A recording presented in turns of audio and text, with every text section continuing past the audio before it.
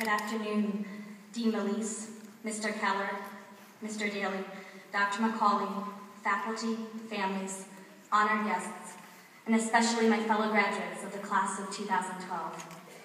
It is a great honor to address you on this special occasion. Public speaking is not my forte, and I can already begin myself becoming slightly diaphoretic and tachycardic, so please bear with me. I must admit, I'm a bit surprised to be gathering so late in the day. I had expected the ceremony to begin in true nursing style at 6:30 a.m. Writing this speech gave me the opportunity to reflect on the past 4 years. Remember sitting in the auditorium on the first morning of preview weekend? I remember my car ride there and my feelings of nervous anticipation and incredulity. Would I be able to keep up with the classwork? Would I be able to live up to the name of Penn Nursing? Marianne Smith must have read my mind. She assured our class that Penn Nursing Admissions does not make mistakes. We were chosen for a reason. Although A&P often made me question my abilities, today we validate her confidence in us. We are present before you, proud and confident graduates of the top nursing school in the nation. However, it was not a cakewalk.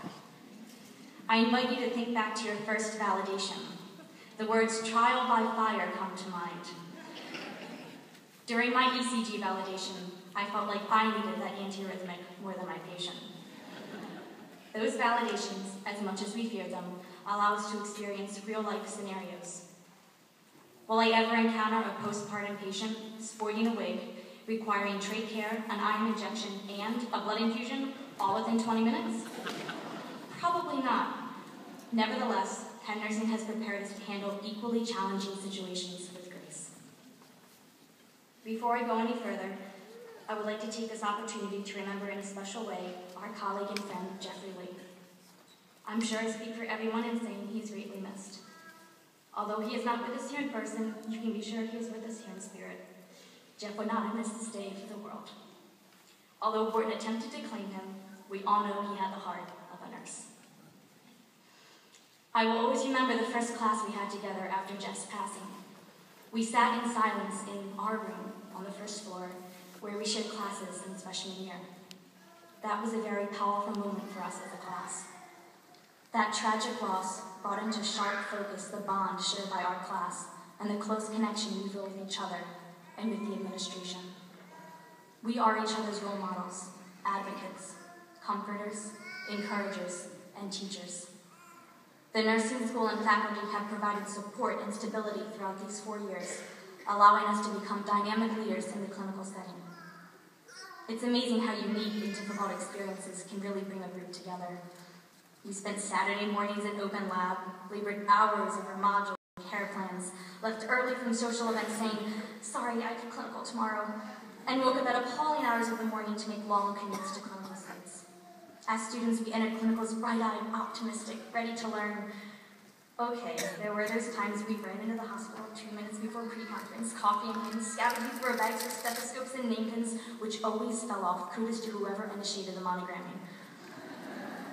But through the help of our incredibly intelligent and talented instructors, we have grown from those timid sophomores, scared to even enter a patient's room, to senior leadership students, taking on numerous nursing responsibilities, guiding younger students, and becoming an integral part of the healthcare setting.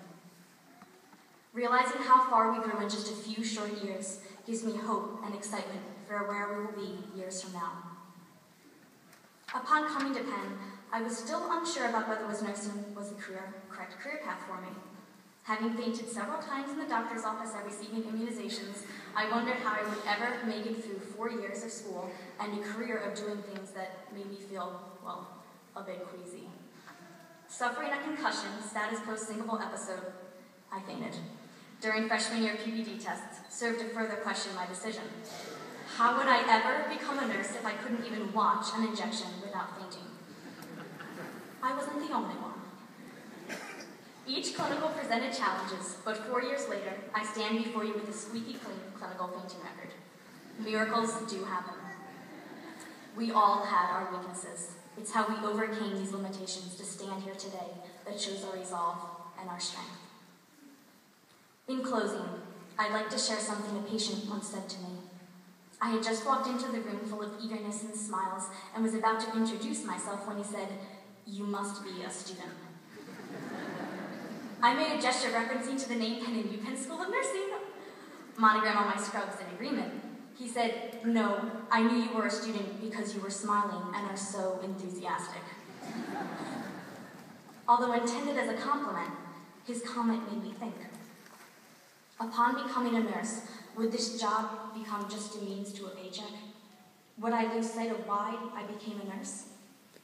It is easy to get caught up in the tasks and politics of nursing and to lose sight of why we each decided to become nurses. Being a nurse is more than a career, more than a degree, more than just a job. It's a calling, a vocation through which we intimately connect to others and provide support to those in their most vulnerable state. As one of the most trusted professions, we hold tremendous responsibility. The knowledge gained from our Penn education is a unique gift. How we utilize this gift is what truly matters. As Claire Fagan once said, knowledge will bring you the opportunity to make a difference. We have the capacity to make this difference, a true difference in the lives of so many. In the words of Maya Angelou, they may forget your name, but they will never forget how you made them feel.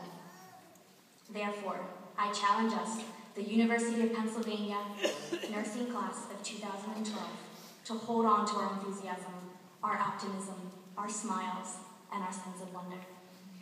No matter what clinical setting we find ourselves in, let's make it our goal to make each patient feel cared for, important, and respected. Thank you.